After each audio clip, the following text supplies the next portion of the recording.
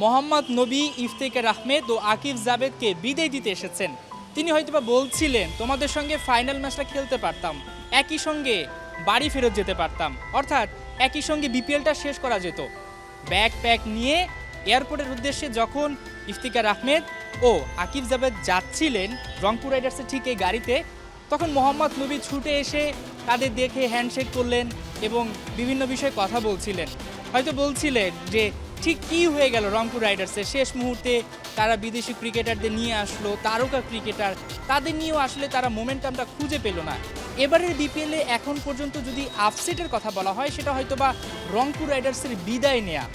সবাই ধরেই নিয়েছিল যে দলটা সবার আগে প্লে অফ নিশ্চিত করেছে নুরুল হাসান সোহানের দল, তারা হয়তো বা ফাইনাল খেলবেই। চ্যাম্পিয়ন হবে কি হবে না সেটা পরের বিষয়, তবে ফাইনাল মোটামুটি খেলবে এটা সবাই ধরে নিয়েছিল, তাদের প্রতি প্রত্যাশা বেশি ছিল। আপনি দেখেন এই টিমটাতে কে নেই তারকা দিয়ে ঠাসা, batting, bowling, fielding, all-rounding performance, একদম দুর্দান্ত একটা প্যাকেজ কিন্তু বলা চলে রংপুর রাইডার্সকে। যে রংপুর রাইডার্স গ্লোবাল সুপার লিগে হাঁটতে হাঁটতে শেষ মুহূর্তে তাদের যখন প্লেয়ার সংকট, তারা চ্যাম্পিয়ন হয়ে বাংলাদেশে ফিরে আসে, সেই দলটা বিপিএলের টানা 8টা ম্যাচ জিতে তারপর বাকি 5টা ম্যাচ হেরে বিদায় নিয়েছে। এটা মেনে নেওয়া সত্যি বেশ কষ্টদায়ক। যেমনটা আমরা দেখতে পেয়েছি শেখ মাহাদি এবং দলের কাপ্তান নুরুল হাসান সোহান পোস্ট দিয়েছেন, একদম ভারাক্রান্ত মনে তারা বলেছেন যে তারা দর্শকদের প্রতি যে একটা ভালোবাসা, দর্শকদের যে চাওয়া পাওয়া সেটা তারা পূরণ করতে পারেননি, তারা ব্যর্থ হয়েছেন। তবে ব্যর্থ হওয়ার কিন্তু কিছু নেই, কারণ তারা ঘুরে দাঁড়াতে পারেন।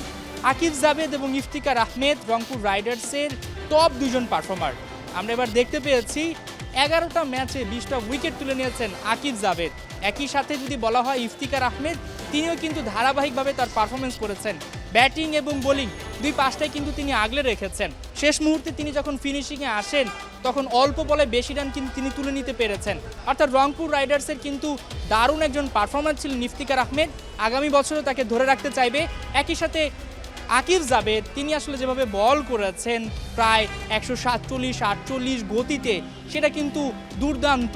এক পাশে নাহিদ রানা, আরেক পাশে আকিব জাবেদ, তারা কিন্তু একেবারে প্রতিপক্ষকে ঘায়েল করেছেন। যে 8টা ম্যাচ রংপুর রাইডার্স জিতেছে সেখানে কিন্তু বড় ভূমিকা রয়েছে।